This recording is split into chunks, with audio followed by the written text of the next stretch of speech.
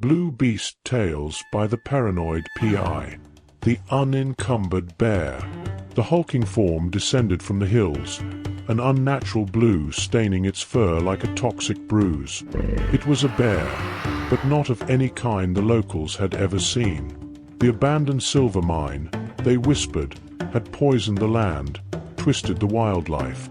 This creature, a grotesque parody of nature, was proof. Tonight, the air carried a new scent, a siren call to the beast. Barbecue ribs. A late delivery for the lone radio operator at the remote tower. The bear's nostrils flared, its small, black eyes fixated on the source. It lumbered down the slope, a blue shadow against the dying light. Inside the tower, the operator, a man named Frank, picked up his order from the doorstep. He grunted in satisfaction, the aroma filling the small room. He didn't notice the rusted front door groan under the immense weight of the blue bear as it pushed its way inside, drawn by the irresistible fragrance. Frank turned, a rib halfway to his mouth, just as the bear lunged. There was no roar, no snarl, only a wet, sickening thud as the creature's massive paw connected. Frank's dinner flew, splattering across the control panel, a crimson spray painting the dials and switches. He crumpled to the floor, his last breath a gurgle. The bear, oblivious to the carnage it had wrought, began to lick. It lapped at the blood, its long, pink tongue tracing patterns across the console, inadvertently flipping switches, twisting knobs. As it gorged, a high-pitched whine emanated from the radio tower, building in intensity, a frequency that vibrated through the very bones of the earth. The effect was instantaneous and devastating. Radios within a 5-mile radius exploded, batteries rupturing, spewing acid. The frequency pulsed outwards, a silent wave of destruction. Cell towers buckled, their intricate circuitry fried.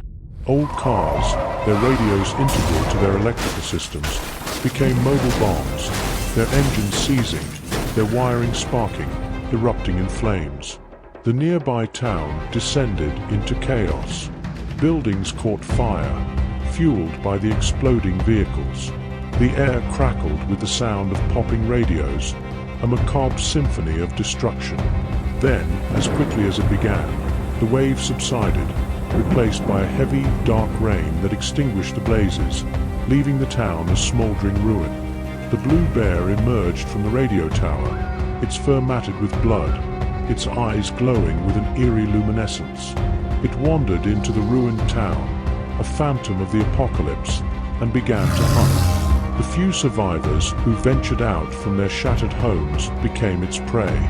A wildlife officer arrived, his vehicle weaving through the debris-strewn streets. He raised his tranquilizer gun, firing a dart into the bear's thick hide. The bear barely flinched. The drug had no effect. Desperation took hold.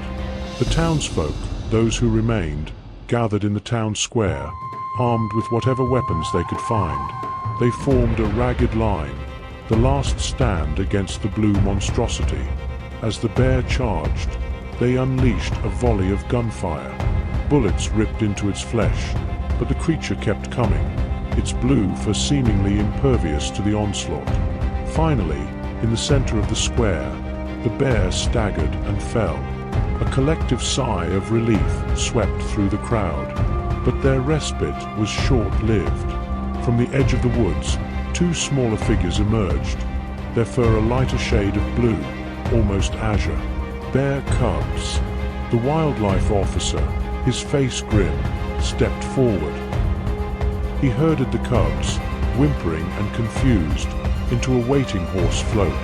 The townsfolk, their faces etched with exhaustion and fear, watched in silence. Then, slowly, tentatively, they began to celebrate.